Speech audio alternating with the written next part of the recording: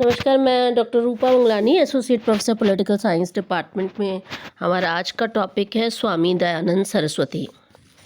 तो आज हम देखेंगे स्वामी दयानंद सरस्वती का राजनीतिक चिंतन। तो जैसा कि आप जानते हैं कि भारतीय राजनीतिक विचारकों में स्वामी दयानंद सरस्वती का महत्वपूर्ण योगदान है।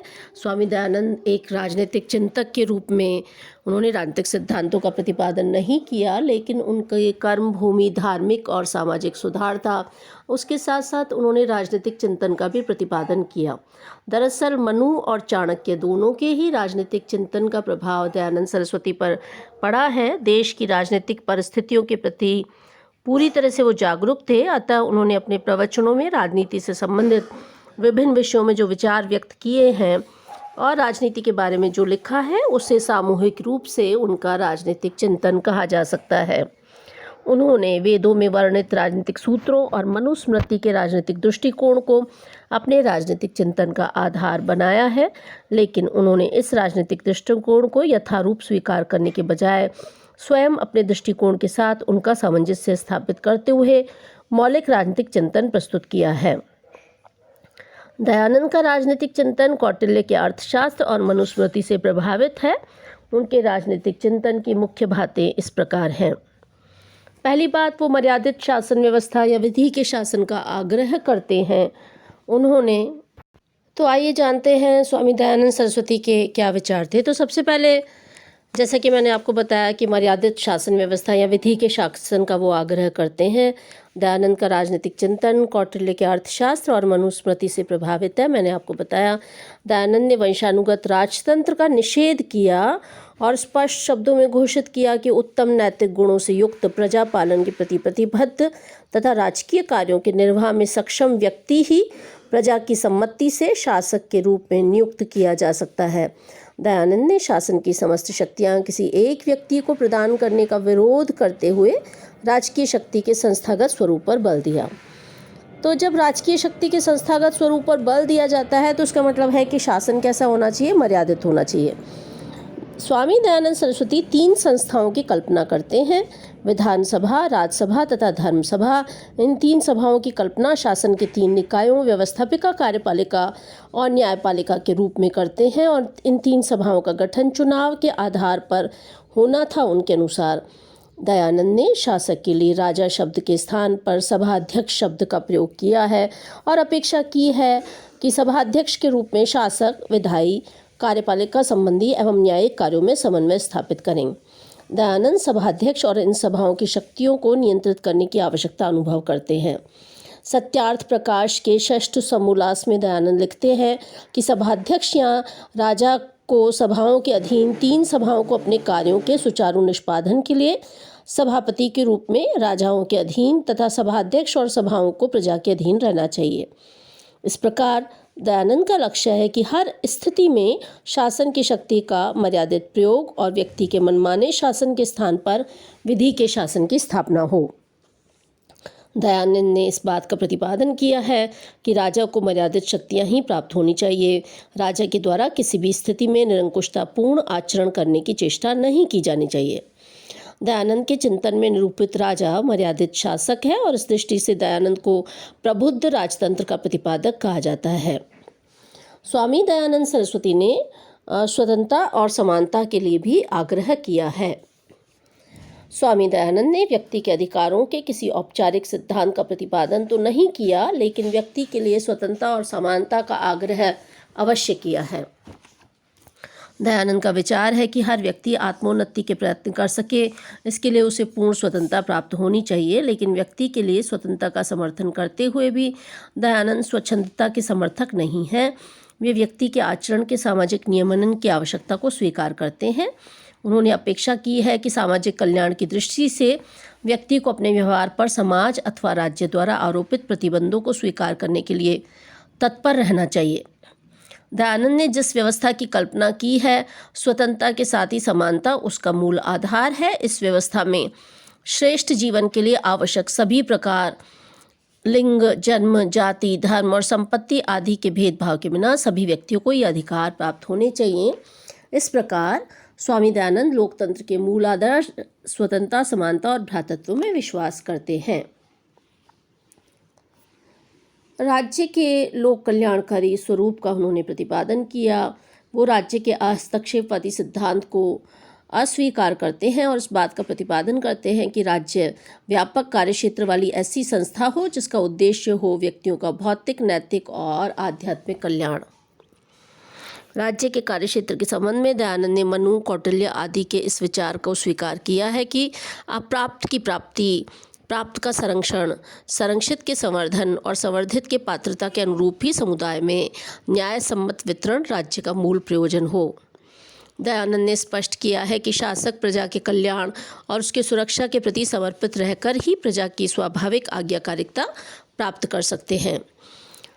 दयानंद के अनुसार राज्य के कुछ अनिवार्य कार्य हैं जिसमें आंतरिक और बाहरी संकटों से प्रजा की रक्षा करना, पिता के सदस्य प्रजा का पालन करना, शिक्षा की समुचित व्यवस्था के माध्यम से प्रजा का भौतिक विकास करना, कृषि, वाणिज्य आदि के विकास और उद्योगों की स्थापना के माध्यम से प्रजा की आर्थिक समृद्धि करना तथा प्रजा के आचरण में धर्म को सुनिश्चित करते हुए उसका नैतिक कल्याण करना। इस प्रकार दयानंद ने राज्य के अनिवार्य कार्य बताए हैं। जहाँ तक सत्ता का विकेंद्रीकरण और ग्राम प्रशासन का सवाल है, दयानंद का आग्रह है ऐसे विशाल राज्य के निर्माण पे है जिसकी मूलभूत इकाई गांव हो। ये सुखद आश्चर्य की बात है कि गांधी से भी पहले दयानंद ने गांवों की राजनीतिक तथा आर्थिक व्यवस्था के पतन पर खेद व्यक्त किया तथा मनुस्मृति के आधार पर गांवों को प्रशासनिक तंत्र का अभिन्न अंग बनाने पर जोर दिया है। सत्यार्थ प्रकाश में उन्होंने लिखा है कि राज्य में 2, 3, 5 और 100 गांवों के बीच एक प्रशासनिक कार्यालय रखा जाए जिसमें आवश्यकता अनुसार योग्य सरकारी अधिकारी हों जो राज्य के सब कार्यों को पूरा करें। एक एक गांव में एक एक प्रधान पुरुष रखें, उन्हीं 10 गांवों के ऊपर दूसरा और उन्हीं 20 गांवों के ऊपर तीसरा और 100 ग्रामों के ऊपर चौथा और उन्हीं 1000 गांवों के ऊपर 5वां पुरुष रखें। इसके बाद ही प्रशासन की इन सभी इकाइयों को एक साथ से जोड़ा जाए। तो इस प्रकार हम देखते हैं कि वो श्रृंखलाबद्ध प्रशासनिक व्यवस्था की बात करते हैं। तो देखिए बड़ा योजनाबद्ध तरीके से उन्होंने जो है वो दिया है, अपनी योजना दिया है। सक्षम प्रशासनिक व्यवस्था का वो आग्रह करते, मेरे को नहीं, सक्षम प्रशासनिक व्यवस्था का वो आग्रह करते हैं। न्याय व्यवस्था, दंड और कर व्यवस्था के संबंध में भी दयानंद ने अपना विचार रखे हैं। वो कहते हैं कि न्याय राज्य का एक महत्वपूर्ण काम है। मनुस्मृति के विचार को अपनाते हुए दयानंद ने अपेक्षा की है कि न्यायिक शक्ति का उपयोग धर्म के अनुकूल व पक्षपात रहित होकर करना चाहिए। दयानंद ने न्याय की शक्ति अकेले शासक में निहित नहीं की। न्याय की शक्ति का प्रयोग सुयोग्य विद्वानों द्वारा गठित धर्म सभा द्वारा किया जाना चाहिए, ऐसा उनका कहना है। दयानंद के अनुसार धर्म सभा सर्वोच्च न्यायिक निकाय है तथा उन्होंने अपेक्षा की है कि उनके द्वारा किए गए आदेशों को अंतिम व अनुल्लंघनीय समझा जाना चाहिए। तो दयानंद सरस्वती के सारे विचार हैं, उन्होंने मनु के विचारों को दोहराया है और न्यायिक अधिकारों का प्रतिपादन किया है। कर लगाने के प्रसंग में दयानंद सरस्वती ने ये कहा है कि कर लगाते हुए शासन के द्वारा प्रजा के हितों को सर्वोच्च महत्व दिया जाना चाहिए। प्रजा पर अधिक मात्रा में अनावश्यक कर नहीं लगाया जाना चाहिए। तो इस प्रकार दयानंद सरस्वती ने जो है न्याय, दंड व्यवस्था और कर व्यवस्था के बारे में अपने विचार रखे हैं।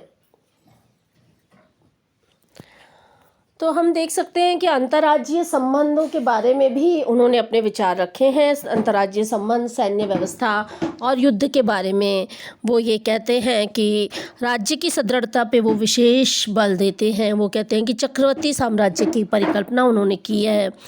उन्होंने शासक को परामर्श दिया है कि अन्य राज्यों के साथ यथासंभव सद्भावनापूर्ण संबंधों की स्थापना हो जिससे आवश्यक संघर्षों से बचा जा सके। राज्य की सुरक्षा के लिए समुचित व्यवस्था की जानी चाहिए। वो कहते हैं विदेशी संबंधों के क्षेत्र में दयानंद मनु के दृष्टिकोण को अपनाते हुए निर्देश देते हैं कि 60 गुणीय नीति और उपायों का विवेकपूर्ण प्रयोग ही उचित मार्ग है। वैदेशिक संबंधों के संचालन में जनता के हित और राष्ट्रीय हित को ही सर्वोच्च महत्व दिया जाना चाहिए। उन्होंने शासन से अपेक्षा की है कि वह सुदृढ़ और संगठित दूत व्यवस्था और गुप्तचर व्यवस्था को अपनाए जिससे शासक को अन्य राज्यों की गतिविधियों आदि का निरंतर ज्ञान होता रहे। वो कहते हैं कि राज्य की सैन्य शक्ति ऐसी संगठित और समर्थ होनी चाहिए कि किसी भी भारी आक्रमण का प्रतिकार राज्य कर सके। लेकिन दयानंद का स्पष्ट विचार है कि आक्रामक युद्ध का मार्ग नहीं अपनाना चाहिए।